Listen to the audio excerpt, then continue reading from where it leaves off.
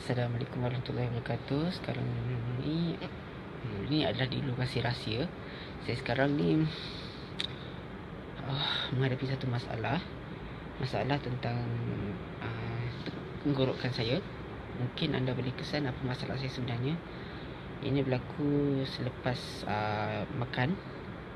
Dia jadi satu benda yang ada paksa dalam keadaan yang agak cepat lah. Mungkin anda boleh boleh mengesan apa masalah yang saya hadapi dan apa yang remedi, apa perubatan itu dia perubatannya.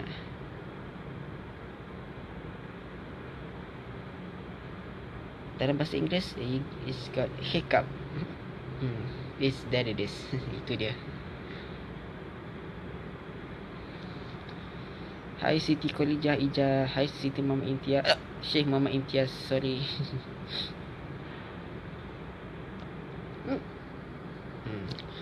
Dia datang lagi. Saya tak cukup air.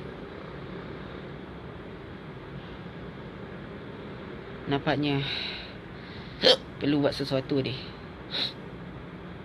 Kak Min Zun Herba, selamat menonton. Ada tak cara nak hilangkan sedu ni? Ianya memang tak selesa. Okeylah, tak apa. Nanti tinggalkan petua anda di ruang komen. Nanti saya akan baca. Terima kasih.